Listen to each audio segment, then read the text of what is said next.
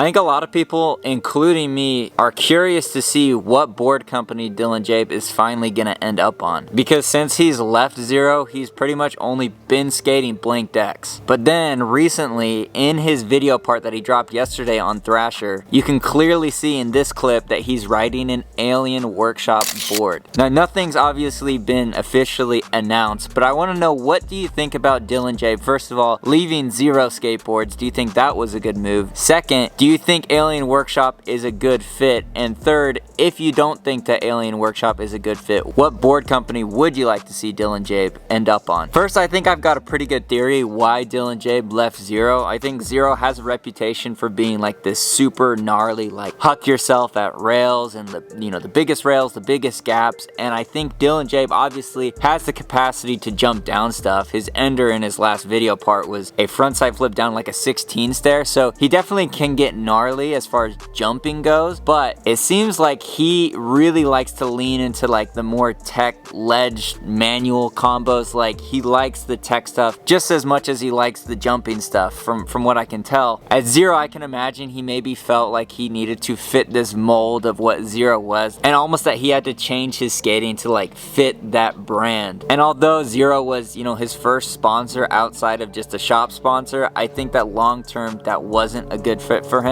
and that's why he ended up leaving. Now, as far as Alien Workshop goes, at least for me, it doesn't seem like a crazy good fit, but it doesn't really seem like a bad fit. Like, I think it's a better fit for him than Zero was, but for me personally, I hope that he ends up going to Primitive. I think it's like a very slim chance, but I just think that the caliber of skaters at Primitive is just like so high, and Dylan Jaeb is already like on that level. I think skating with those guys would push him to like a whole different level, and I feel like his skating is already like out of this world, hard to comprehend, and I just would like to see, surrounded by that group of guys, how crazy his skating would be. But for you, where do you think that Dylan Jaeb would be a good fit? What board company do you want to see him go to? I think the other question that we're all asking ourselves is, what is keeping Dylan Jaeb from being pro? I mean, aside from obviously at the moment not having a board sponsor, he has 233,000 followers on Instagram. His video part within a day on Thrasher has gotten over 100,000 views. Like, those are definitely like pro caliber numbers, like top tier pro caliber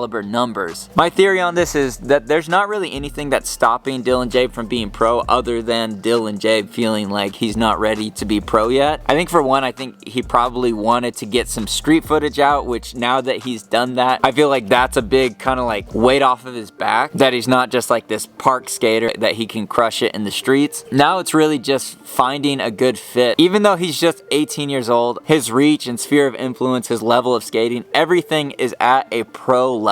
It's really just like the formality of having a board company put his name on a board, which leads into another interesting topic. I've noticed there's a lot of pro skaters who are choosing to skate blanks rather than ride for a board company. Like for years, Deshaun Jordan was riding blanks. Manny Santiago was riding blanks for a couple of years before joining Jart. Right now, Seva Krutkov, he's riding blanks and has been for like a year or two. Curious what you guys think about that, if you have any insight why that would be. From what I can tell, it just seems like they're pro skaters that don't necessarily see the company that they're on as like a long-term fit. So they just get blanks that are in a shape that they really like. I just remembered Ivan Montero is another one that's just riding blanks. It's almost like they're getting enough money from other sponsors that they're not stressing about the board sponsor. Because I've heard that board sponsors aren't necessarily like your highest paying sponsor. However, I feel like they are the one sponsor that is the most influential in terms of like your brand and how people perceive you, which can end up impacting all the other areas of a skateboarder's career. And maybe I'm completely off, but to me that seems to be like how the skateboard world works, is you probably make way more money from a shoe sponsor, but when people ask what team you're on, you say your board sponsor. Your board sponsor is who turns you pro. So do you think it's a good move for these skateboarders to be riding blanks, being a little bit picky about who they want to be sponsored by? Or if you're in their position, would you just take the paycheck and continue to wait for another opportunity while still putting out clips for the board company that's showing you love? But I want to hear your guys' thoughts on Dylan. Do you like Dylan? Are you a fan of Dylan or not so much? Do you like his style? Or is it almost like too robotic, too smooth, too good? Anyways, I reviewed Dylan Jaeb's new Thrasher part on my Patreon, so if you want to watch that, I'll leave the link in the description. Remember to make every single day a Friday, and I'll see you guys in the next one. Peace.